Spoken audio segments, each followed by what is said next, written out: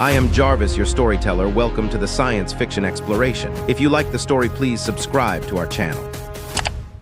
First Contact Fallout. The Zoraxian Imperium flagship Eternal Dominance hung in the darkness of space like a polished obsidian blade, its 15-kilometer length dwarfing everything around it. The vessel's sleek, predatory design was no accident. Fear was a tool the Zoraxians had wielded for centuries as they expanded their domain across 3 spiral arms of the galaxy. Supreme Commander Vexnar stood on the command bridge, his tall, muscular frame encased in ceremonial battle armor that reflected the ambient light in shimmering patterns. His skin, naturally textured with rigid plates that resembled reptilian scales, darkened with anticipation as he gazed at the blue-green planet displayed on the main view screen. "Status report," Vexnar ordered, his voice a low rumble that resonated through the bridge. First Officer Krell manipulated the control interface with her 6-fingered hands. "Scans confirm a pre-FTL civilization, Commander. They've established primitive orbital structures and have a small fleet of vessels using rudimentary fusion and chemical propulsion." She paused, her violet eyes narrowing. "They call their world Earth." Vexnar's mouth twisted into what passed for a smile among his kind. "Another primitive species to enlighten. How fortunate for them that we discovered them before they destroyed themselves." The bridge crew worked in efficient silence. The Zoraxian Imperium had encountered hundreds of developing species in their 5,000-year expansion. Some had been peacefully integrated, others forcibly subjugated. All ultimately served the greater glory of the Imperium. "Sir," Krell interrupted, "we're detecting an approaching vessel launched from the planet. It appears to be attempting communication." "On screen," Vexnar commanded. The view screen shifted to show what could generously be called a spacecraft. The vessel was asymmetrical, clearly cobbled together from different materials, some sections gleaming with polished metal while others showed the wear of hasty repairs. At barely 400 meters long, it was less than a 30th the size of the Zoraxian flagship. "What manner of craft is that?" Vexnar asked, not bothering to hide his contempt. "It appears to be their most advanced military vessel, Commander," Krell replied. "They call it the Phoenix." Laughter rippled across the bridge. "Open a communication channel," Vexnar ordered. The view screen flickered to display the interior of the human ship. A woman with weathered features and gray-streaked auburn hair sat in what appeared to be a command chair. She wore a uniform that, like her ship, seemed cobbled together, part military dress, part practical utility. "This is Admiral Eleanor Jansen of the Earth Defense Force," the human announced, her voice steady despite the obvious technological disparity between their civilizations. "You have entered sovereign Earth space. State your intentions." Vexnar drew himself up to his full 3-meter height. "I am Supreme Commander Vexnar of the Zoraxian Imperium. Your system now falls under our protection and guidance. Prepare to receive our representatives who will begin your cultural integration and technological advancement." Admiral Jansen's expression remained carefully neutral. "That's quite an offer, Commander, but Earth isn't looking for new management at the moment. We prefer to handle our own affairs." Vexnar's scales darkened further, a sign of rising anger among his kind. "Perhaps I wasn't clear, Admiral. The Zoraxian Imperium is not making an offer. Your species has been discovered by a galactic power. Your integration is not optional." Jansen leaned forward slightly. "We have a saying on Earth, Commander. Don't poke the sleeping dragon. It's wisdom from when we were figuring out which creatures were best left undisturbed." "Are you threatening us?" Vexnar asked incredulously. "Your vessel is primitive. Our flagship alone could reduce it to atoms in seconds." "Not threatening," Jansen clarified with a slight smile. "Just offering some friendly advice. Also, your scans might need calibration. Your count is off." Krell's hands moved rapidly over her console. "Commander, additional vessels have appeared from behind Earth's moon. 23. No, 34 in total." The display widened to show a ragtag collection of ships, each as eclectic in design as the Phoenix. Some were barely larger than shuttlecraft, while others approached a kilometer in length. What they all shared was a complete lack of aesthetic uniformity. They were machines built for function, not beauty. Admiral Jansen, Vexnar's voice had hardened. I don't believe you understand your situation. The Zoraxian Imperium has brought civilization to hundreds of worlds. Those who resist suffer. Allow me to demonstrate. With a casual gesture to his weapons officer, Vexnar ordered, target their smallest vessel with a minimal weapon discharge. The Eternal Dominance hummed as one of its smaller energy arrays charged. A pulse of emerald energy lanced out toward a human shuttle barely 50 meters long. The energy struck and dissipated harmlessly over a shield that flickered gold before becoming invisible again. Silence fell over the Zoraxian bridge. That wasn't very neighborly, Jansen remarked calmly. I'm guessing you're wondering how a primitive pre-FTL civilization has energy-dispersing shields. Before Vexnar could respond, Jansen continued. See, that's the problem with species that never faced real adversity. You build pretty, we build tough. You perfect, we improvise. Krell's voice was tight with alarm. Commander, the human vessels are deploying. Something, small objects, hundreds of them. The objects, each no larger than a human fist, moved with surprising speed, surrounding the Zoraxian vessels. What are these devices? Vexnar demanded, his composure beginning to crack.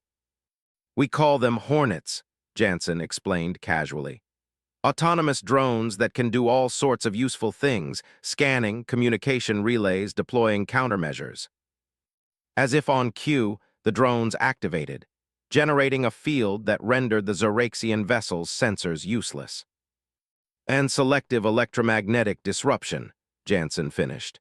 Right now, your fancy targeting systems are about as useful as a chocolate tea kettle. Vexnar's scales pulsed with alarm.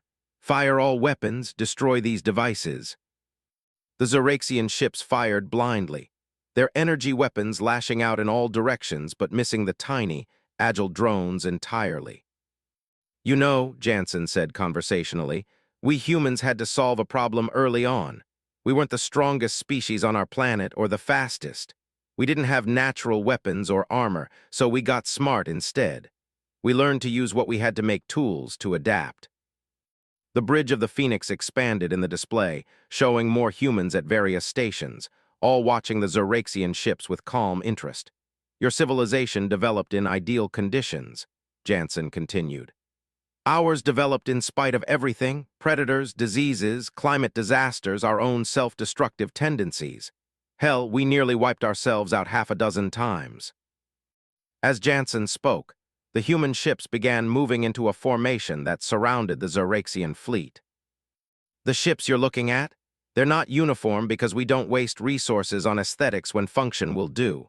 That one there, Jansen pointed to a bulky freighter, used to be a mining vessel before we converted it. That sleek one was designed for atmospheric flight before we modified it. We reuse, we repurpose, we survive. Vexnar's four-fingered hands gripped the command rail. What do you want from us? Want? Jansen seemed genuinely surprised by the question. We don't want anything from you. We were perfectly happy not knowing you existed. You're the ones who showed up talking about protection and integration. One of the human vessels moved closer to the Zoraxian flagship. It was smaller than the others, barely 100 meters long, but its hull bristled with what appeared to be sensor equipment. That's the Galileo, Jansen explained. Research vessel. Right now, it's analyzing every aspect of your ships, from hull composition to energy signatures. To what end? Vexnar demanded. Jansen shrugged. Knowledge is power. If you decide to be a problem, we'll need to know how to solve you. The implications hung in the vacuum between them. Perhaps, Vexnar said carefully, we have been hasty in our approach. The Zoraxian Imperium values diplomacy as well as strength.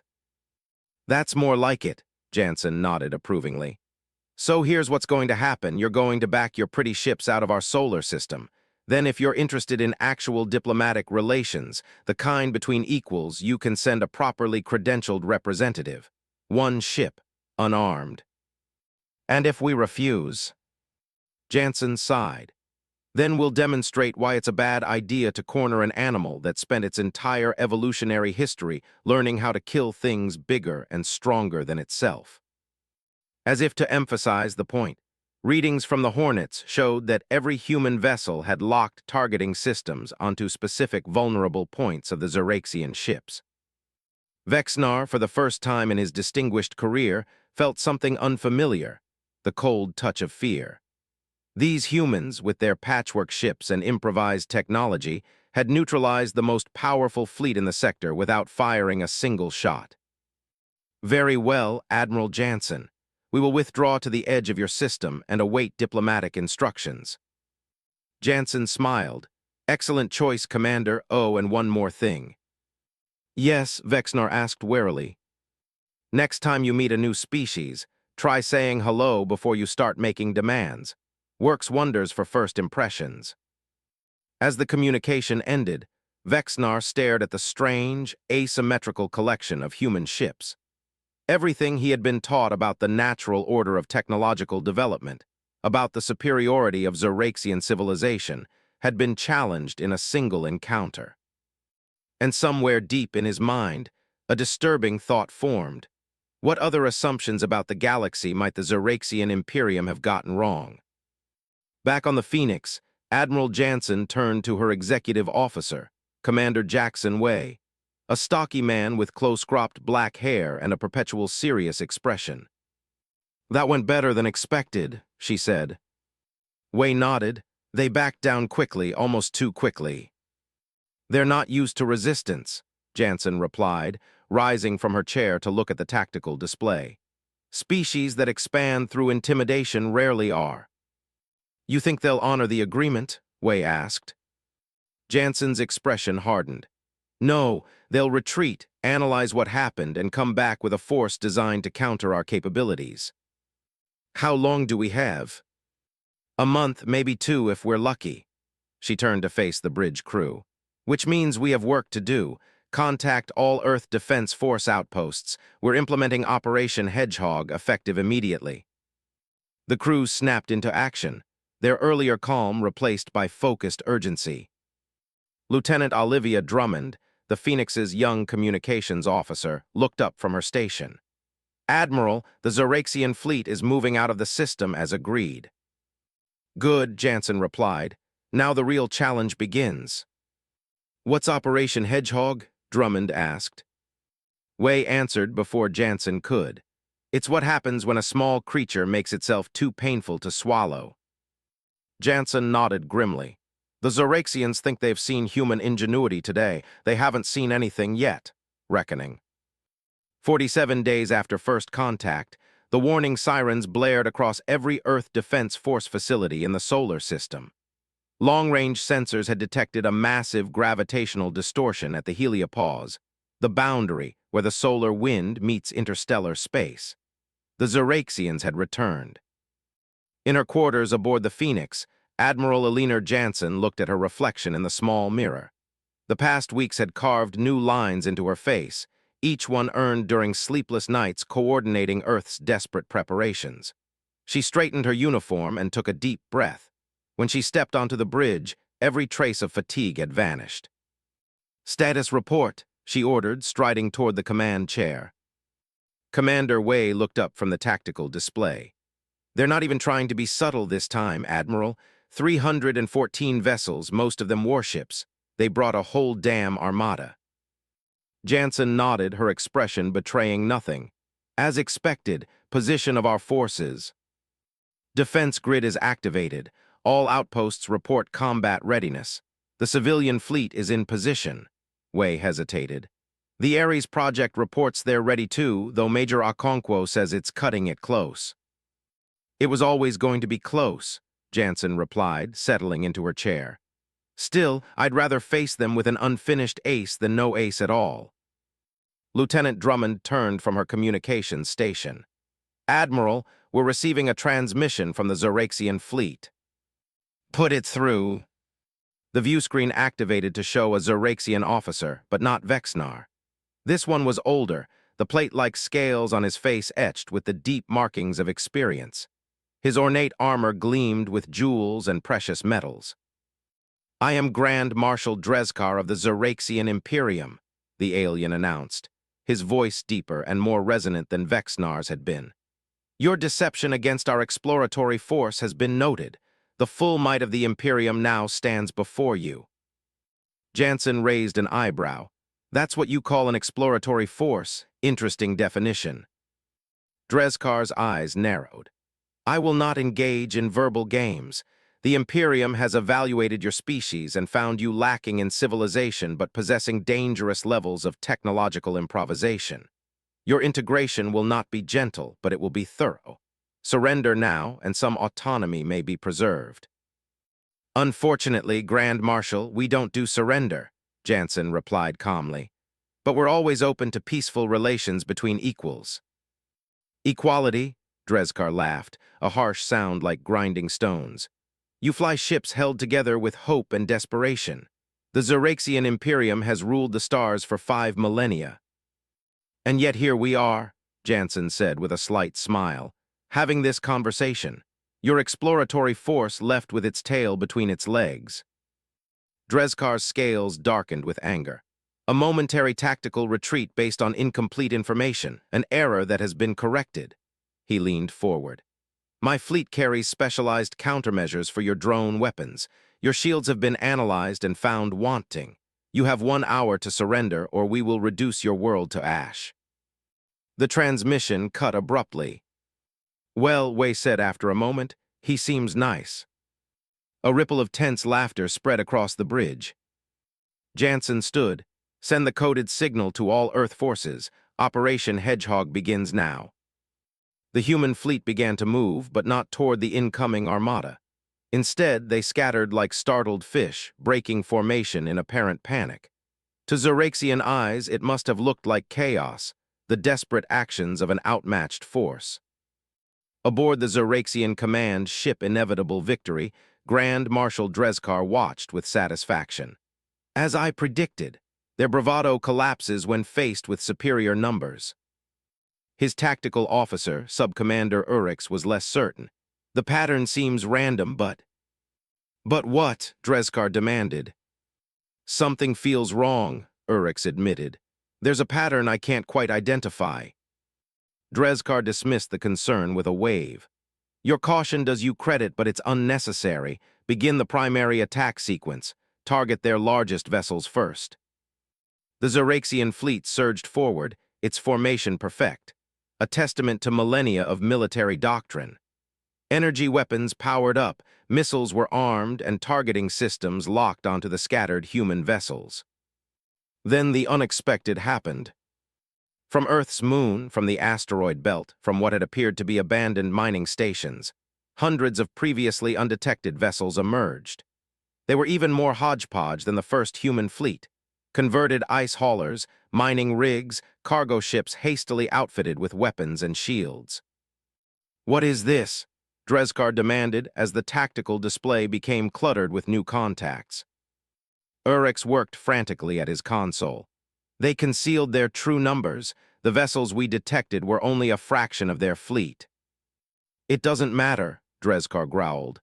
Even 1,000 primitive ships cannot stand against Zeraxian might. Continue the attack. The first wave of Zeraxian energy weapons fired, lancing out toward the human vessels, only to be absorbed by shields significantly stronger than those they had encountered previously. Impossible, Drezkar slammed his fist on his command chair. Their shield technology couldn't have advanced so quickly. On the view screen, Admiral Jansen's face appeared, unannounced.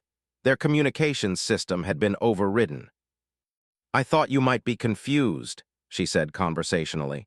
So let me explain what's happening. Remember I told you we adapt? Well, your first visit gave us exactly what we needed, detailed scans of your weapons systems. We've been reconfiguring our shields specifically to counter them. One fleet cannot maintain modified shields for hundreds of vessels in mere weeks, Drezkar insisted. Jansen smiled. You're right, one fleet can't, but Earth isn't governed by one fleet or one nation. We have thousands of independent engineering teams who worked round the clock, sharing breakthroughs, competing to solve problems the fastest. What takes your centralized empire years takes our chaotic, competitive system days.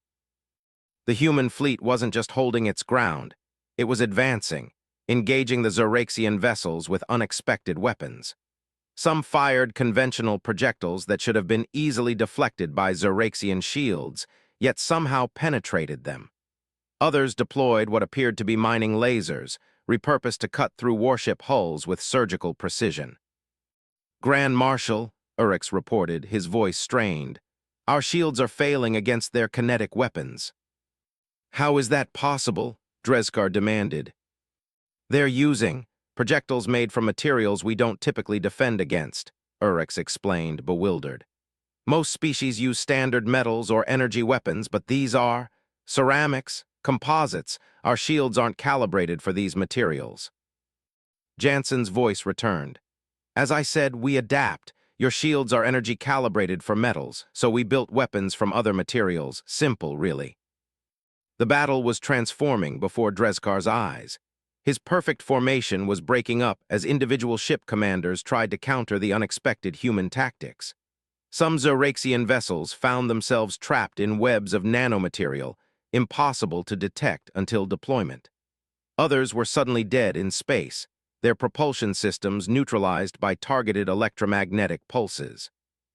"Signal all ships," Drezkar ordered. "Reform the fleet primary attack pattern." "They're jamming our communications," Urix responded, his scales pale with stress. "Each ship is fighting in isolation." This was unheard of. The Zoraxian Imperium had overwhelmed hundreds of civilizations with their synchronized tactics, their ability to function as a single organism in battle. Now, that strength had become a weakness. "Launch the Devastator missiles," Drezkar commanded. "Target their homeworld directly." It was a desperate move, but effective. Across the Zoraxian fleet, massive missile bays opened, revealing planet-killer weapons capable of cracking Earth's crust. On the Phoenix, Wei's face went pale. "Admiral, they're targeting Earth directly, Devastator-class weapons." Jansen's expression remained calm. "Now, Major Okonkwo." From Jupiter's orbit, where they had been hidden in the planet's powerful magnetic field, 6 massive vessels emerged. They were unlike any other in the human fleet, sleek, purposeful, clearly built for war rather than converted from civilian use. These were the products of Operation Hedgehog's most secret component, the Ares Project. The new vessels moved with impossible speed, positioning themselves between Earth and the Zoraxian fleet. As the Devastator missiles launched, the Ares ships activated their primary systems. Powerful gravitational distortion fields, technology reverse-engineered from studying the Zoraxian FTL drive during their first encounter, reached out and ensnared the missiles. The deadly weapons, designed to destroy planets, found themselves caught in localized spacetime warps, their tremendous kinetic energy redirected. One by one, the missiles detonated prematurely, creating spectacular explosions in empty space. In the stunned silence that followed, a new transmission came through to Drezkar's command ship. The face on the screen wasn't Jansen's, but a dark-skinned man with close-cropped hair and piercing eyes. "Grand Marshal Drezkar, Major Chidi Okonkwo of the Earth Defense Force. I see you've met our Ares fleet.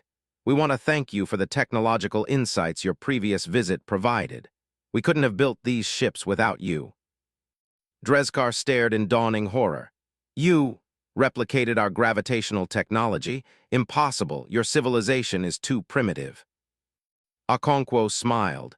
"We didn't replicate it, we improved it. Your systems are elegant but inefficient. We took your basic design and made it better." "In 7 weeks," Drezkar couldn't keep the disbelief from his voice. "When facing extinction, humans work fast," Okonkwo replied simply. "Now about your invasion." The Ares ships moved into attack positions, their advanced weapons targeting the heart of the Zoraxian fleet. Meanwhile, the converted human vessels pressed their advantage, systematically disabling Zoraxian warships with their unconventional weapons and tactics. Urix's voice was barely audible. "Grand Marshal, we've lost 30% of our fleet. Another 40% report critical damage. We cannot maintain battlespace control." Drezkar, scion of a military tradition spanning millennia, veteran of 100 planetary conquests, found himself facing something he had never experienced: defeat. "Admiral Jansen," he said, reopening the communication channel, his voice tight with suppressed rage.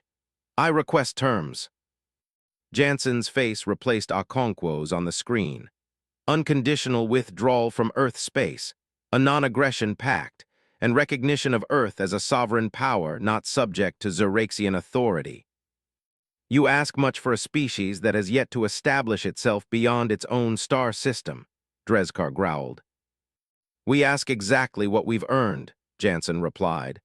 "I'd also remind you that 40% of your fleet remains intact. That percentage can change." The threat hung between them, made more potent by the fact that the humans had yet to deploy whatever other surprises they might have developed. "Very well," Drezkar said finally. "We will withdraw. A formal treaty will be arranged." "Excellent," Jansen nodded. "We'll escort your remaining ships to the heliopause for safety." When the communication ended, Wei turned to Jansen. "You think they'll honor it?" "For now," she replied. "They need time to reassess just as we do." "They'll be back, won't they?" Lieutenant Drummond asked quietly. Jansen looked at the tactical display, where the once mighty Zeraxian armada was now retreating under the watchful eyes of Earth's mismatched fleet. "Perhaps, but next time they'll come as diplomats, not conquerors." She smiled slightly. "They've learned what happens when you underestimate humanity."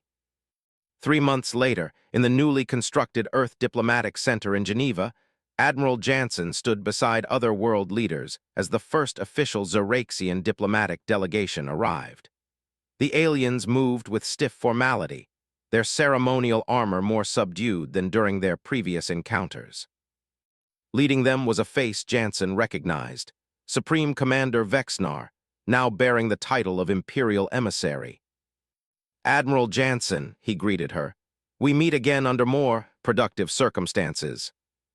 "Indeed, Emissary Vexnar," she replied. "I trust this visit will be more productive than your last." Vexnar's scales shifted in what she had learned was a gesture of acknowledgement. "The Zeraxian Imperium has ruled the stars for 5 millennia because it recognizes reality, Admiral. And the reality is that humanity has earned its place at the galactic table." "I'm glad we understand each other," Jansen said. "Now, shall we discuss the future? I believe humanity has much to offer the galaxy." As they walked into the conference room, Vexnar glanced at her. "There is much curiosity about your species now.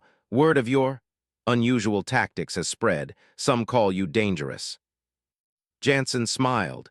"We're only dangerous when threatened, Emissary. Remember that and we'll get along just fine." Behind them, through the large windows of the diplomatic center, Earth's improvised fleet could be seen in orbit. Mining ships alongside converted freighters, civilian vessels next to the sleek New Ares warships. A patchwork armada that had faced down an empire and won. From that day forward, when new species encountered humanity among the stars, they came with open hands rather than clenched fists. For the story had spread across the galaxy like wildfire, the tale of how a pre-FTL civilization had defeated the mighty Zeraxian Imperium. They had mocked Earth's ships, and then they had begged for mercy.